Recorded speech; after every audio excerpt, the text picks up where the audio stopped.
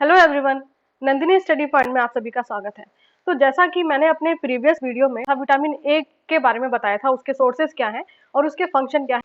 तो आज इस वीडियो में जो टॉपिक हम शेयर करने वाले हैं वो है विटामिन ई के बारे में। तो फ्रेंड्स, विटामिन ई बहुत ज़्यादा इंपॉर्टेंट होता है। मोस्टली देखा जाए तो ये हमारे कॉस्मेटिक में बहुत ज़्यादा हेल्प करता है।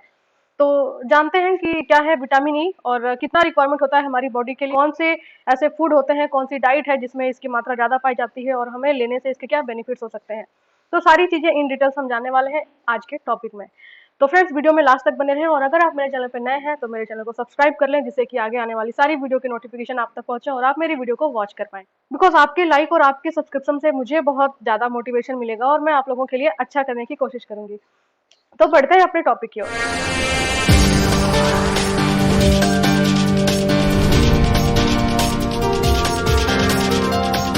तो विटामिन ई के बारे में जानने से पहले उसके कुछ टर्म जान लेते हैं, इसकी खासियत जान लेते हैं।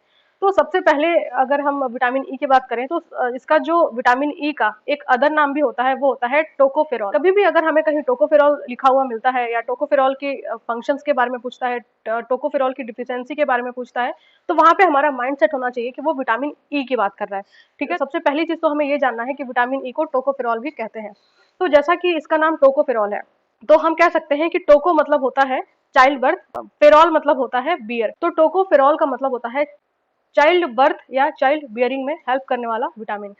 तो इसका सबसे मेन फंक्शन क्या होता है, ये हमारी बॉडी में हमारे स्किन की टोन सिटी को मेंटेन करता है। तो अब हम इसके कुछ फंक्शंस के बारे में जान लेते हैं, फिर हम जानेंगे कि डाइट या ऐसे फ्रूट्स वेजिटेबल्स क्या क्या है जिसमें ये ज्यादा इसके रिच सोर्सेज पाए जाते हैं। मतलब अगर हम फंक्शन की बात करें तो जैसा कि आपको अपने स्क्रीन पे भी दिख रहा है, ये एंटीऑक्सीडेंट के रूप में काम करता है हमारी बॉडी से। एक्सीऑक्सीडेंट मतलब हमारी बॉडी में जितनी भी टॉक्सिसिटी है उन सभी को ये हमारे बॉडी से बाहर निकालता है और हमारी बॉडी को एक नया टोन सिटी और एक बॉडी में हमारी स्किन में जो चमक होती है वो प्रोवाइड करता है। अगर ये एंटीऑक्सीडेंट की तरह काम करता है तो वो कैसे करता है, पहली चीज तो समझने वाली ये है कि विटामिन ए डी ई के फैट सॉल्युबल विटामिन होता है। तो अभी हमने जो टॉपिक पढ़ा है वो है विटामिन ई। तो विटामिन ई क्या होता है, ये फैट सॉल्युबल होता है। तो इसकी ज्यादा मात्रा हमारी बॉडी में ओवर विटामिनेज भी कर सकती है क्योंकि ये फैट सॉल्युबल होता है। ठीक ठीक है, इनके अलावा जितने भी विटामिन होते हैं, तो विटामिन 1 से लेके विटामिन 12 तक जितने भी विटामिन बी हैं, vitamin B 1, vitamin B 2, B 3, B 4, B 5, B 6 and B 12, जितने भी ये वाले बी वाले विटामिन है वो क्या होते हैं, ये वाटर सॉल्युबल होते हैं, यानी कि ये पानी के साथ घुलते हैं। तो अगर हमारी बॉडी में कभी भी विटामिन बी की मात्रा ज़्यादा हो जाती है, हम कभी भी अपने डाइट में विटामिन बी ज़्यादा ले लेते हैं, तो ये हमारे वाटर के साथ डाइल्यूट हो जाता है, घुल जाता है और घुलने के बाद ये अगर इसकी मात्रा ज़्यादा है ये तो क्या करेगा, वाटर के साथ घुल के हमारी बॉडी से एज अ यूरिन वो बाहर निकल जाएगा। तो इसकी कभी भी टॉक्सिसिटी नहीं देखी जाती, विटामिन बी की टॉक्सिसिटी हमारी बॉडी में कभी नहीं देखी जाती, सिर्फ और सिर्फ डिफिशियंसी देखी जाती है। तो हम जो बात करेंगे वो आज हम डिफिशियंसी से रिलेटेड ही बात करने वाले हैं। तो जैसा कि हम फंक्शन के बारे में बात कर रहे थे, तो हमने बताया था ये एंटीऑक्सीडेंट के रूप में काम करता है। एंड सेकंड होता है, ये प्रिवेंट करता है हीमोलाइसिस। ये हीमोलाइसिस से भी प्रिवेंट करता है कौन, विटामिन ई। एंड थर्ड होता है नॉर्मल रिप्रोडक्शन। कभी भी अगर कोई ऐसे कपल हैं जो कि ऐसे मतलब रिप्रोडक्शन उनका वीक है, कह सकते हैं कि फर्टिलाइजेशन नहीं हो रहा है या कंसीव नहीं कर रहे हैं, तो उसमें क्या होता है, मेनली डॉक्टर जो विटामिन चलाते हैं वो विटामिन ई सप्लीमेंट देते हैं अपने रूटीन में, डेली रूटीन में उनको विटामिन ई सप्लीमेंट खाने के लिए बोलते हैं। विटामिन ए ना कि केवल फीमेल के रिप्रोडक्टिव को स्ट्रॉन्ग करता है बल्कि मेल रिप्रोडक्टिव सिस्टम को भी स्ट्रॉन्ग करता है, यानी कि इनफर्टिलिटी से प्रिवेंट करता है किसको, मेल एंड फीमेल दोनों को। And prevent muscles integrity. Muscles के इंटीग्रिटी या मसल्स के टोन सिटी को या कह सकते हैं कि जिस तरीके से हमारी स्किन जो है वो उसकी टोन सिटी को मेंटेन रखने का काम कौन करता है, तो वो करता है vitamin E. Prevent muscular dystrophy. कभी जैसे ऐसा होता है डिस्ट्रॉफी मतलब कि मसल्स जो है वो दरार आने लगते हैं, मसल्स फटने लगते हैं, ऐसी कोई भी चीज अगर देखने को मिलती है तो उससे प्रिवेंट कौन करता है, वो करता है विटामिन ई करता है। तो ये हमारे मस्कुलर डिस्ट्रॉफी से भी प्रिवेंट करता है। तो इतनी सारी चीजें होती हैं, हमारे विटामिन ई का वर्क होता है हमारी बॉडी के अंदर।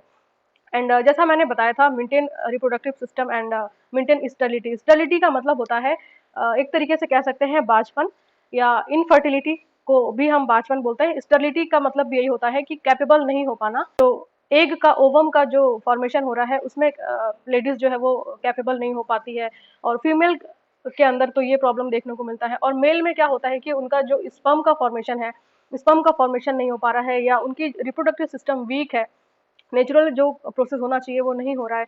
तो कभी भी किसी भी अगर फैमिली प्लानिंग में अगर प्रॉब्लम आती है कि वो कंसीव नहीं कर पा रहे हैं, उनका जो मतलब एग है वो स्पर्म के साथ फर्टिलाइज नहीं हो रहा है, तो इसमें विटामिन ई जो है वो हेल्प करता है उनके रिप्रोडक्टिव सिस्टम को, उनके एग एंड स्पर्म को मैच्योर करने में विटामिन ई बहुत ज़्यादा अपना रोल प्ले करता है। तो फ्रेंड्स ये तो थे हमारे विटामिन ई के फंक्शंस। अब हम जान लेते हैं कि अगर किसी के बॉडी के अंदर विटामिन ई की डिफिशियंसी होती है तो क्या प्रॉब्लम देखने को मिलता है। तो हम अगर डिफिशियंसी जानने से पहले हमने जो फंक्शंस के बारे में डिस्कस किया, तो जो हमारे फंक्शंस हैं वो तो अगर प्रेजेंस हमारी बॉडी में विटामिन ई का प्रेजेंस है तो वो ये फंक्शन कर रहा है। अगर वो डिफिशियंसी होती है, अगर कमी होती है, तो कह सकते हैं कि जो फंक्शंस कर रहा है उसमें ही इम्पेयरमेंट देखने को मिलेगा, उसमें ही एबनॉर्मलिटी देखने को मिलेगी। तो डिफिशियंसी से ये होता है कि जो इनफर्टिलिटी देखने को मिलता है, यानी कि मेल और फीमेल में बांझपन देखने को मिल सकता है। अब मैंने बताया एंटीऑक्सीडेंट के रूप में काम करता है, तो मतलब उनकी बॉडी में जो वेस्ट प्रोडक्ट है एक तरीके से, वो जो वाटर निकलना चाहिए, टॉक्सिसिटी बॉडी से बाहर निकलनी चाहिए, वो टॉक्सिसिटी बाहर नहीं निकल रही है। तो कह सकते हैं कि वो टॉक्सिसिटी की मात्रा ज़्यादा हो सकती है बॉडी के अंदर। स्किन की टोनसिटी को मेंटेन करता है, तो स्किन की टोन सिटी मेंटेन नहीं होगी, अगर विटामिन ई की डिफिशियंसी है तो टोन सिटी मेंटेन नहीं होगी, झुर्रियाँ पड़ सकते हैं, फेस पे रिंकल्स पड़ सकते हैं। और अपने अन्य शब्दों में कहा जाए तो इसे विटामिन ई को ब्यूटी विटामिन भी कहा जाता है। तो हमें ये सारी चीज़ें याद रखनी है कि सबसे पहली चीज़ कि विटामिन ई को टोकोफेरोल के नाम से भी जानते हैं, विटामिन ई को ब्यूटी विटामिन के नाम से भी जानते हैं, एंड इसका जो अपना नाम है विटामिन ई वो तो है ही। ये हमारे हेयर को रिपेयर करने में वर्क करता है, ये हमारे स्किन में चमक बनाए रखने के लिए काम करता है, हमारे हेयर फॉल से प्रिवेंट करता है, एंड हेयर ग्रोथ में प्रिवेंट करता है। तो ये सारी चीज़ें जो हैं, ये इसके अंदर ये सारे खासियत पाने की वजह से ही विटामिन ई को हम एक नया टर्म देते हैं, ब्यूटी विटामिन। तो ये तो थी बात विटामिन ई के डिफिशियंसी और विटामिन ई के फंक्शंस की। अब हम बात करते हैं सोर्सेज क्या होते हैं, विटामिन ई किस में ज़्यादा पाया जाता है, किस में रिच सोर्सेज पाए जाते हैं और क्या हमें लेना चाहिए। तो अगर हम रिच सोर्सेज की बात करें तो ये होता है वेजिटेबल ऑयल। वेजिटेबल ऑयल में विटामिन ई बहुत ज़्यादा मात्रा में पाया जाता है, कुछ कैप्सूल भी आते हैं विटामिन ई के, और कैप्सूल से बेटर है कि हम अपनी डाइट में विटामिन ई इंक्लूड करें, वो ज़्यादा बेटर होगा। व्हीट ग्रेन ऑयल में सबसे ज़्यादा मात्रा में पाया जाता है, सनफ्लावर्स में पाया जाता है, cotton seed and sunflower seed में पाया जाता है, एंड सनफ्लावर में भी पाया जाता है। अब बात कर लेते हैं RDA की, यानी कि रिकमेंडेड डेली अलाउंसेस। एक दिन में हमें कितनी विटामिन ई की मात्रा चाहिए होती है।